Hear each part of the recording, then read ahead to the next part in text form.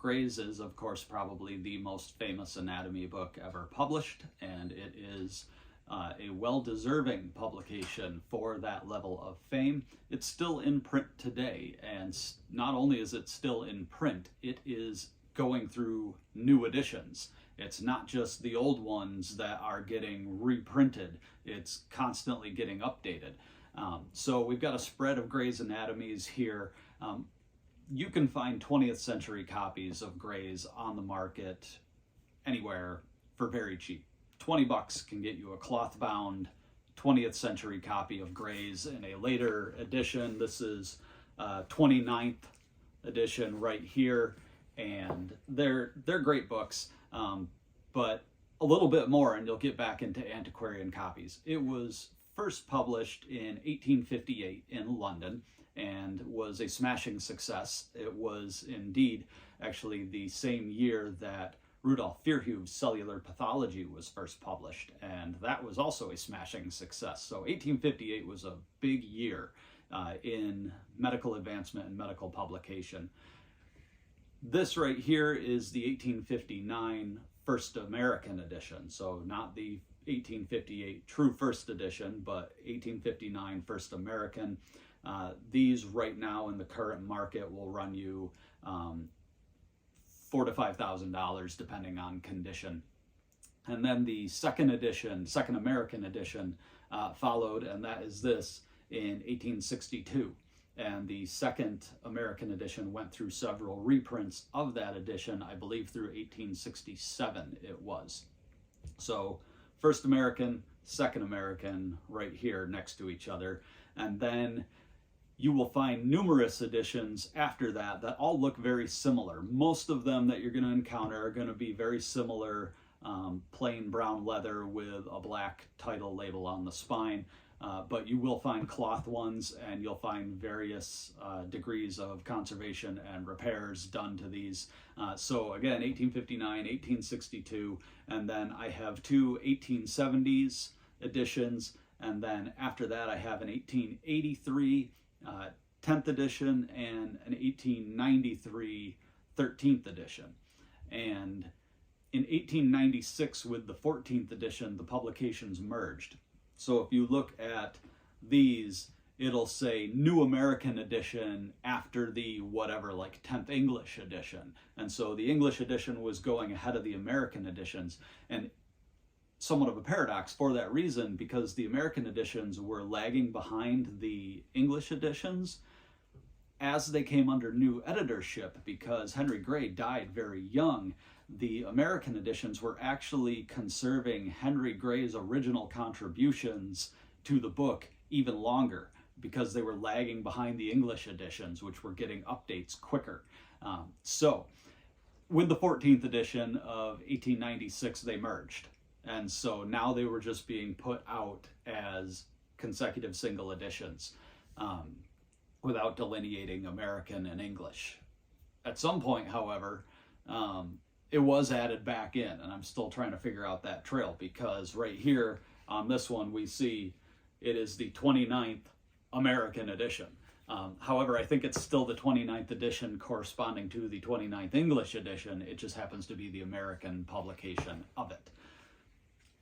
Now, these later editions in full leather bindings that you get around the 1890s, they're going to run you usually in, if they're in very good or near fine condition, a few $100s to several $100s. So you're several $1,000s at a First American. A true first edition is going to be 5 figures. And then later on, you know, still well into the 19th century, but later editions that look similar are going to be several $100s. The 1883, for some reason, is strikingly common. It must have been a very large print run or something, because that one, I see that come up very, very regularly. As I mentioned, Gray died very young, so they went under other editors, and those are easily searchable. Pick, for example, was editor over here on this 1883. Though they look similar, there were a lot of content changes being made. You couldn't just keep printing out the same Grays. It had to get updated. Embryology sections were added, and the text itself was edited. The earliest editions of Gray's, including the first and first American, and I think possibly also into the second, I haven't looked in a while, have a little bit of hints of something we discussed in my earlier video called dissectors, which we see a lot in pre-Gray's. And these were books that were not only descriptive of anatomy, but guided you in how to do cadaver dissection. And there are hints of that in the first editions of Gray's Anatomy, where it gives the reader a little bit of tip on how to dissect out specific structures. And so those are here and there in the book. One other fun kind of novelty in these early editions is about cerebrospinal fluid. You will read in there that it's described as a clear, watery, salty tasting liquid. So that's kind of fun. Again, it's still going into updates today, and I think it's like its 42nd edition or something like that, and it's a massive textbook. They got the 40th edition out in time to celebrate 150 years of Gray's Anatomy, and these were structured as descriptive anatomy and surgical anatomy. The full title is Anatomy, Descriptive and Surgical by Henry Gray. And surgical is what we now call clinically oriented anatomy. So it was not only just detailed description of the body, but also as viewed through the lens of practicing medicine and surgery. So there's things on like the anatomy of the hernia. You know, how is a hernia approached through a surgical window, and what do you see, and what is the relevant anatomy there? Lots of tremendous engravings in Gray's Anatomy by Carter, and those are, you know, to this day very, very famous. And I think the plate of the back is probably the most famous, showing the musculature of the back on the skinned human, and I think that one has really stood the test of time personally. And let's see if I can find you a good example. And so here's a classic illustration in Gray's, this figure in the text of the osseous structures of the hand. Very well labeled, very well executed. I think I said plates earlier in the video. Really, they're figures, not plates. There is a distinction to be made there. But again, very famous text with very famous illustrations that I think many will recognize. And so that is your brief crash course on Gray's. It is very collectible and very worth pursuing. One last thing that we need to mention are these.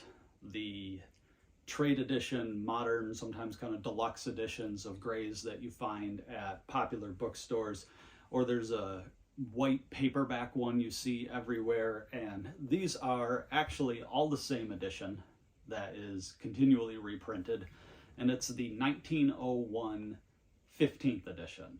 That's what these are, that you're getting for like $20 or $25 if they're in one of these kind of deluxe hardcover editions, or for like $10 in the paperback version. They are not the modern textbook of Gray's Anatomy. The vocabulary has changed tremendously. These are just a reprint of kind of a middle-of-the-road antiquarian edition of Gray's. So if you're buying them, great, help yourself. As you can see, I've got one, but it's not a modern textbook, and it's really not actually useful, particularly for studying anatomy today. So here we are at my office, where I have some modern editions of Gray's Anatomy to show you, just to finish out this video.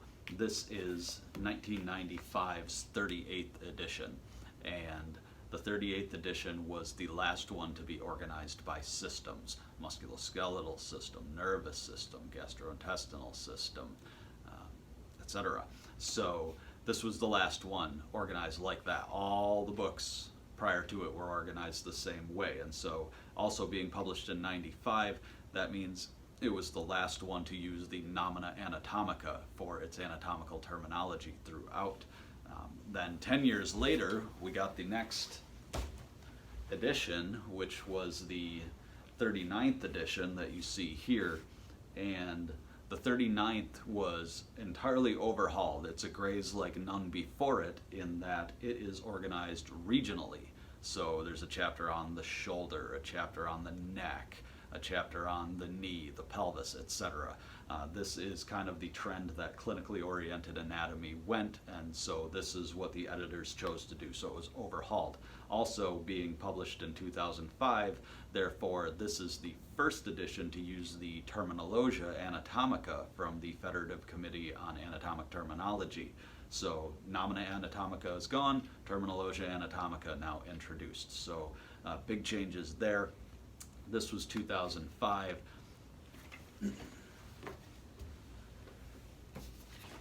And it was issued with an errata. And then, very quickly on the heels to get it out for the 150th anniversary was the 40th edition. All right, they wanted the 40th edition, nice round number, out for the 150th anniversary. And so this book is actually now in its 42nd edition. I don't happen to have, but there's a photo of it on the internet behind me. So the book is still going. They're still making editions. It's still enormous, and it is still in use.